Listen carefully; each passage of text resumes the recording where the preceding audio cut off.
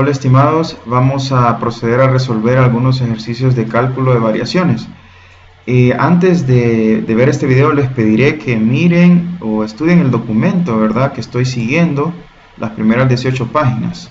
¿Ok? Bueno, sobre el cálculo de variaciones habíamos visto que trata sobre minimizar, maximizar integrales, o en general encontrar las trayectorias o las funciones que hacen una integral estacionaria, ¿no? Entonces, esto históricamente ayudó a resolver algunos problemas interesantes, como ser la distancia más corta entre dos puntos, la trayectoria que la luz toma, ¿verdad?, en un medio, de acuerdo al principio de Fermat, el problema de la braquistócrona, entre otros, muchos otros, por supuesto.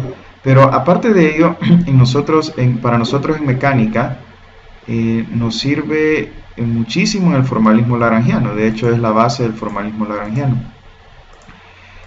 Y lo resumí entonces el principio de Hamilton, ¿verdad? Que decía que la trayectoria que una partícula sigue es tal que hace esta integral estacionaria, y esta integral es la integral de acción, que se le llama, y el integrante del lagrangiano es el lagrangiano, que hemos visto que se define como la energía cinética menos la energía potencial. Entonces lo que tocará resolver son estas ecuaciones de Euler-Lagrange, que en este contexto de mecánica lagrangiana se le conoce nada más como ecuación de Lagrange.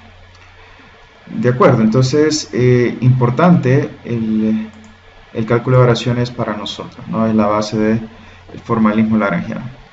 Entonces vamos a proceder ahora a analizar algunos ejercicios. Comencemos con el ejercicio 6.6. Y como vimos, una de las cosas que se puede resolver con el cálculo de variaciones es la trayectoria más corta en una superficie determinada. Esto se conoce como geodésicas. Claro, la ecuación de Euler-Lagrange realmente nos dice si la solución encontrada o la curva encontrada es mínima o es máxima o ninguna de las dos. Simplemente nos dice cuál es la función que hace la integral estacionaria, ¿no? Aún así, pues existen maneras de confirmarlo. Les dije que lo tomaran como algún tema de investigación si gustan, o a veces es obvio, en otras ocasiones no. Entonces veamos, en todo caso, por ejemplo, analicemos la geodésica, o mejor dicho, para analizar geodésica siempre vamos a requerir el elemento diferencial de longitud. El inciso A, B, C y D de este ejercicio tratan pues de encontrar esos elementos diferenciales en diferentes sistemas de coordenadas. Por ejemplo, el inciso A, B, C y D es sobre una curva en un plano, ¿verdad? Nosotros de hecho hemos encontrado ya en clase la distancia más corta entre dos puntos en un plano utilizando coordenadas cartesianas de esta forma. Entonces en este caso el ds sería simplemente el integral de dx cuadrado, perdón, la raíz de dx cuadrado más de y cuadrado. Entonces el inciso A nos dice que tomemos y como una función de x, y de tal forma que como x es nuestra variable independiente, pues aquí lo que hacemos es sacar un factor de x cuadrado. O sea, en general sacamos el factor para el cual hemos escogido la variable independiente, en este caso x. Entonces lo que nos va a quedar es simplemente esto. Entonces este sería el elemento diferencial, de tal forma que nuestra longitud total sería la integral de esto, y es lo que queremos minimizar, ¿no? En el caso de la geodésica. Entonces con eso sería nuestro primer paso para encontrar cuál sería la geodésica. En este caso sabemos que es una línea recta, ¿no? En caso que querramos tomar y como una variable independiente, entonces lo que hacemos es sacar aquí un dy cuadrado, ¿verdad? Y entonces lo que quedaría es esto. Ahora, el inciso C y D pues se refieren a coordenadas cilíndricas. ¿Qué pasa si ahora consideramos coordenadas cilíndricas? el elemento diferencial en tal caso sería de R en R más R de phi en phi. De acuerdo, no tendríamos el de Z en Z, ¿no? Porque estamos en el plano XY, entonces no habría un de Z en Z. Y de la misma manera, si tomamos phi como la variable independiente, entonces en primer lugar la magnitud de este vector sería de r cuadrado más r cuadrado de phi cuadrado, y tomamos entonces un factor que sería de phi al cuadrado, ¿no? Si hacemos eso, entonces lo que quedaría dentro del integrando, perdón, dentro del radical es esto, ¿okay? Y si tomamos r como la variable independiente, entonces sacamos aquí factor común de r cuadrado, ¿okay? Entonces lo que nos quedaría pues es esto, ¿okay? Aquí recuerden que las primadas, aquí por ejemplo phi prima se refiere a de phi con respecto a r, de phi con respecto a r, ¿okay? Entonces de eso se trata. En cuanto al inciso E y F, pues tratan sobre, digamos, pongamos que queremos calcular o encontrar la geodésica en una superficie cilíndrica. Entonces lo que nos serviría ahí es un diferencial de este tipo, r de phi más de z en z. Como r, el radio del cilindro es constante, entonces no tenemos esa componente de r en r, ¿no? ¿Okay? O de ρ en ρ, si gustan, etcétera. De tal forma que solo nos queda ese elemento diferencial. Su magnitud es el diferencial de longitud, entonces quedaría de z cuadrado más r cuadrado por de phi al cuadrado, ¿no? Tomando r igual a constante igual a r mayúsculo. Entonces, como variable independiente z, sacamos aquí factor de z al cuadrado, y lo que nos queda es esta expresión, y esto es lo que tendríamos que minimizar, ¿verdad? La integral de eso es lo que tenemos que minimizar. Por otro lado, si tomamos z como una función de phi, pues similarmente sacamos por aquí el de phi cuadrado, y lo que queda es, disculpa, aquí me faltó la raíz, entonces sería esto nada más. Okay, y finalmente, ¿qué pasa si queremos la geodésica de una esfera? Entonces los incisos G y H se refieren a eso. El elemento diferencial en general en coordenadas esféricas es este. Okay, pero en este caso, como dr no cambia, o sea, la coordenada r no cambia, entonces este dr es 0, lo que nos queda entonces es solamente estas dos componentes, cuya magnitud entonces es el elemento diferencial de longitud, y nos quedaría esto. Y considerando phi, ¿verdad?, la coordenada azimutal como la variable independiente, entonces sacamos aquí factor común de phi cuadrado, y de hecho también podemos sacar aquí r cuadrado r cuadrado de factor común, y lo que nos quedaría esto es esto, pues. ¿Okay? Digamos, en el problema de la geodésica de una esfera es lo que hacemos, que ustedes resolverán de tarea. Y el último caso es tomar θ, ¿verdad?, el ángulo con latitud como la variable independiente. Entonces sacamos aquí de θ cuadrado de factor común, de hecho también podemos sacar r cuadrado, y lo que quede es esto, y dentro del radical lo que nos quede es esto, ¿ok? Y eso sería, pues de eso se trata ese ejercicio. Procedamos con otro ejercicio a continuación. Muy bien, entonces el ejercicio 6.11 es meramente matemático. Dice así: escribir o encontrar y describir la trayectoria y igual a y de x para la cual la integral mostrada es estacionaria. Entonces el problema es meramente matemático, ¿verdad? Podrían ustedes imaginarse que esta es el tiempo, o la integral que va a salir para el tiempo en que la luz recorre cierto material, que tiene que ser mínimo, ¿no? Así, para darle alguna interpretación física, quizá este puede ser el índice de refracción y este sería el ds, ¿verdad? Bueno, en todo caso, solo para practicar la matemática, ¿cómo hacemos, cómo encontramos esa integral o esa trayectoria que hace la integral estacionaria? Pues simplemente resolvemos la ecuación de Euler-Lagrange tal como la estudiamos, ¿okay? Con y la variable dependiente y x la variable independiente. Entonces, lo primero que notamos es que, bueno, aquí tenemos dos términos, pero este término aquí, la parcial de f con respecto a y, si se fijan en el integrando, f es el integrando, ¿verdad? Entonces vean aquí que el integrando no depende explícitamente de y. Entonces la parcial de este integrando con respecto a y va a ser 0, ¿no? lo cual quiere decir que la derivada con respecto a x de la parcial de f con respecto a y' tiene que ser 0, y esto pasa entonces porque la parcial de f con respecto a y' sea una constante. ¿Okay? Así que la parcial de f con respecto a y', básicamente derivar esto manteniendo x constante, lo que queda nada más es esto, ¿no? Ok, porque la integral de esto, mejor dicho, la derivada de esto sería 1 más y' al cuadrado a lo medio menos 1, ¿verdad? Por la derivada interna, entonces lo que queda es esto. Ok, ahora, ¿qué hacemos? Esto es separable, pero primero podemos resolver o despejar para y'.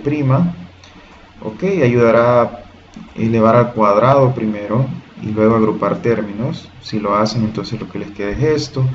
Y esto es separable, esto es de y, recuerden, esto es de y a de x, ¿no? Entonces lo que queda es nada más esto, separando variables, lo pueden integrar entonces para encontrar cuánto es y. Pues bueno, esta integral es sencilla, podemos utilizar si gustan tablas de integrales, este resultado, ¿no? En este caso entonces resulta que y va a ser igual a 2k, pero aquí tenemos la k por la raíz de x menos k cuadrado menos una constante o más una constante, ¿no?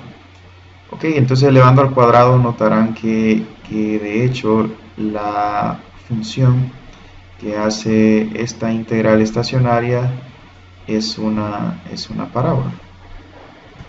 Ok, procedamos entonces finalmente con el ejercicio 6.3, 6.4. El ejercicio 6.3, 6.4 básicamente se refiere a demostrar la ley de la óptica geométrica. Y por si no estudiaron ustedes la ley de la óptica geométrica, entonces les hago un corto resumen de ello. Fíjense, la ley de la óptica geométrica básicamente estudia luz. Se dedicaba a estudiar luz. Claro, en la actualidad sabemos que lo estudia el electromagnetismo, pero antes del electromagnetismo, antes de Maxwell y toda la unificación que ustedes ya conocen, pues estudiaban la luz con el modelo de rayos. Estudiaban la luz con el modelo de rayos, suponiendo que la luz se propagaba en forma de rayos. Sabemos que eso solo es una buena aproximación actualmente. Y además, con ese modelo no se pueden explicar fenómenos como difracción o superposición, etc. Ok, pero en fin, lo que se quiere es eso, básicamente demostrar la ley de la óptica geométrica, las cuales dicen lo siguiente: si ustedes tienen un rayo de luz incidiendo en alguna superficie, que bien puede ser la superficie entre dos medios, por ejemplo aquí tengo el medio 1 y aquí tengo un medio 2, esto puede ser aire, esto puede ser un pedazo de vidrio, etc. Entonces lo que dice es que este rayo de luz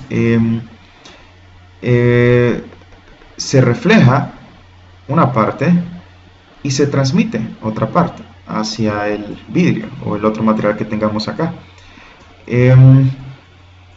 Eso sucede experimentalmente. Entonces las leyes de la óptica geométrica lo que nos dicen es lo siguiente. La primera, los rayos de luz yacen en un mismo plano, o sea, este rayo y que le vamos a llamar el rayo incidente, el transmitido y el reflejado, todos esos yacen en un mismo plano, y a ese plano se le llama plano de incidencia.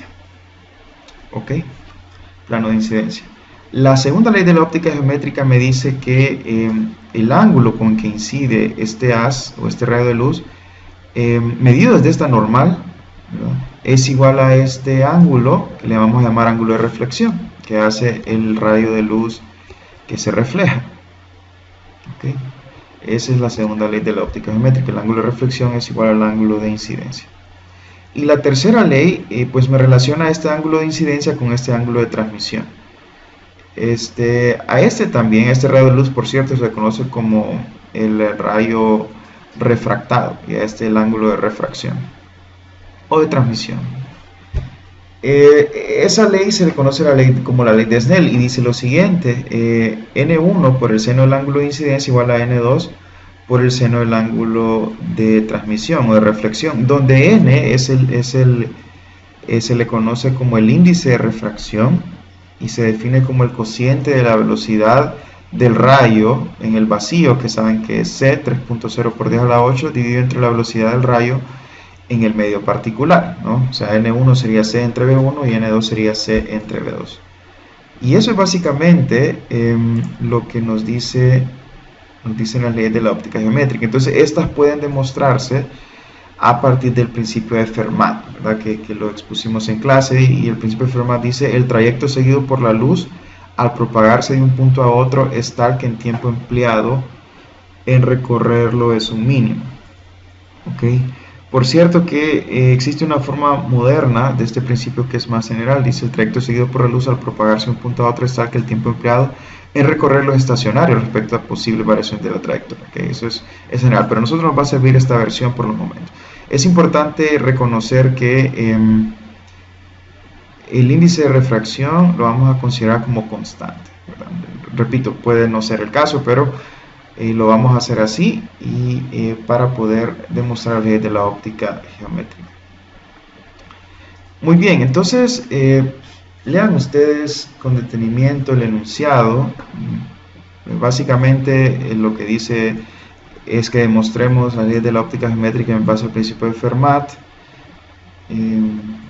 De hecho, el ejercicio 6.3 es que demostremos la primera ley, el ejercicio 6.4 es que demostremos, perdón, el ejercicio 6.3 que demostremos la segunda ley de la óptica geométrica, y el 6.4 que demostremos la tercera ley de la óptica geométrica. En cualquiera de los dos ejercicios se demuestra automáticamente la primera ley, que los rayos yacen en el mismo plano. Entonces ustedes leanlo con detenimiento en los enunciados. Básicamente nos piden eso y además nos definen un marco. He dibujado aquí el marco en 3 dimensiones sugerido, y nos dice básicamente si tenemos un rayo aquí de P1 hacia Q y luego hacia P2. Si definamos P1 en 0, H1 0, el punto Q que yace en la interfaz entre dos medios, el medio 1 y el medio 2, ¿verdad? Y el punto P2 en X2 menos H2,0, ¿no? Acorde a este marco de referencia que es un sistema derecho. Entonces, realmente, como sabemos, P1, Q y P2 tienen que estar en el mismo plano, ¿verdad? De hecho, P1 y P2 están en el plano XY, entonces Q tiene que estar también en el plano XY, porque eso me dice la primera ley de la óptica geométrica, que este rayo y este tienen que estar en el mismo plano. Eso es lo que esperamos realmente. Entonces, primero, encontremos el tiempo que tarda el rayo de viajar de P1 a Q. Entonces, esto sería la distancia que viaja, que sería esta, entre la velocidad, ¿no? La velocidad en el medio 1. Esto, entonces, sería P1Q dividido entre V1, que por definición, puedo ponerlo en términos del índice de refracción, sería C entre N1. Entonces, esto sería N1 entre C por la distancia P1Q. Similarmente, el tiempo que tarda el rayo en viajar desde Q hasta P2, ¿no? Sería esta expresión. Ahora encontremos P1Q y, P2, y QP2, las distancias, esta distancia de P1 a Q y esta distancia de Q a P2, ¿okay? Pues bien, según la geometría que tenemos ahí, si eso tiene coordenada x0z y esto tiene coordenadas 0, h1, 0, pues esta línea, ¿verdad? Pueden ver ustedes que fácilmente aquí se formaría un triángulo rectángulo, ¿verdad?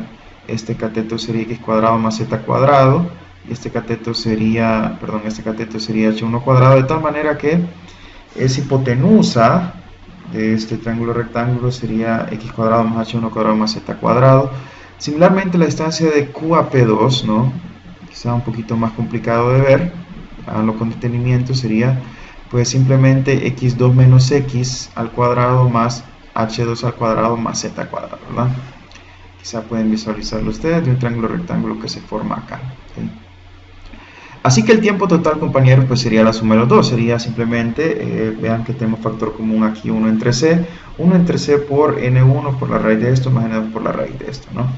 Y precisamente lo que nos queda es t como una función de las variables espaciales x y z, y queremos encontrar ese mínimo. que queremos encontrar el mínimo, porque eso es lo que me dice el principio de Fermat, que la trayectoria que va a tomar la luz es una para el cual el tiempo es mínimo.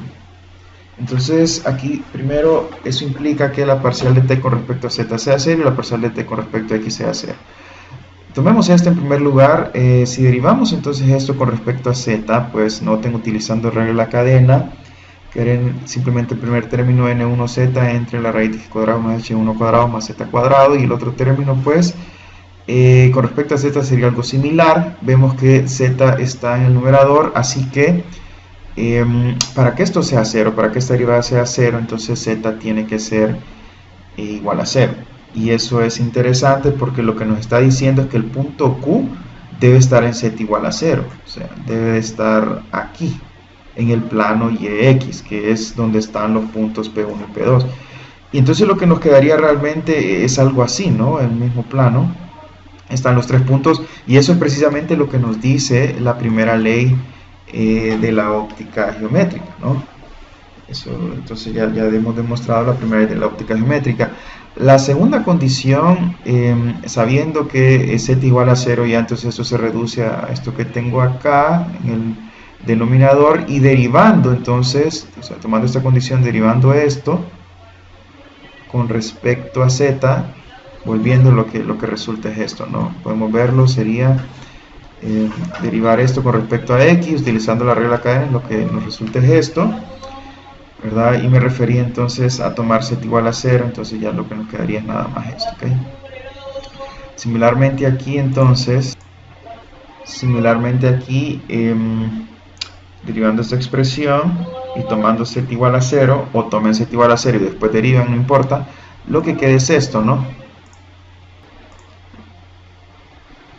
Lo que queda es nada más eso. Ahora, ¿qué podemos encontrar de ahí? Fíjense que podemos introducir precisamente los ángulos de incidencia y refracción de esta manera, y notemos entonces que el seno del ángulo de incidencia, que le llame θ1, va a ser este lado, que es precisamente x, porque se encuentra en un punto x0z, entonces sería el lado opuesto, que es x, entre la hipotenusa, que la hipotenusa sería esto, que sería x cuadrado más h1 cuadrado, ¿no? h1 cuadrado más x cuadrado, entonces sería esta hipotenusa, y es precisamente este término. Y también, por otro lado, el seno del el ángulo de transmisión o de refracción sería esto, que sería x2 menos x, y la hipotenusa de este triángulo pues sería x2 menos x al cuadrado más h2 al cuadrado. O sea, puedo reescribir estos términos en función de θ1 y θ2, ¿cierto? Y lo que resulta pues es esta expresión, n1 seno de θ1 menos n2 seno de θ2. De hecho, acabo de notar aquí que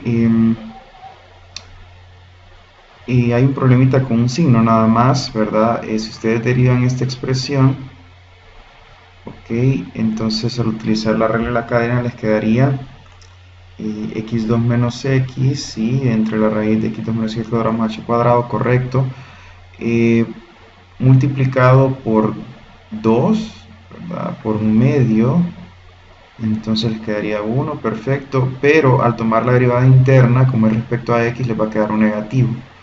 Okay, entonces noten ese error, aquí va un negativo, ¿cierto? Entonces por tal razón aquí queda este negativo. Okay, entonces lo que les quedaría es esto en función de los ángulos de incidencia y refracción, ¿cierto? Entonces para que esto se cumpla, y claramente como seno es igual a 0, lo que nos queda es precisamente la ley de Snell, n1 seno de θ1 igual a n2 seno de θ2. Entonces demostrar la ley de Snell también. Y bueno, solo se nos quedó la ley de reflexión, que los ángulos son iguales, pero eso se obtiene de manera inmediata, de la misma forma, solo que considerando el punto P2 en el mismo medio, en el medio 1. Entonces, igual obtendrían una relación idéntica a esta, nada más que con los índices de refracción iguales. Estamos, entonces lo que nos quedaría es el seno de θ1 igual al seno de θ2, y esto nos dice entonces que los ángulos de incidencia y refracción o transmisión pues son iguales, ¿okay? Y bueno, con eso hemos entonces probado las leyes de la óptica geométrica a partir de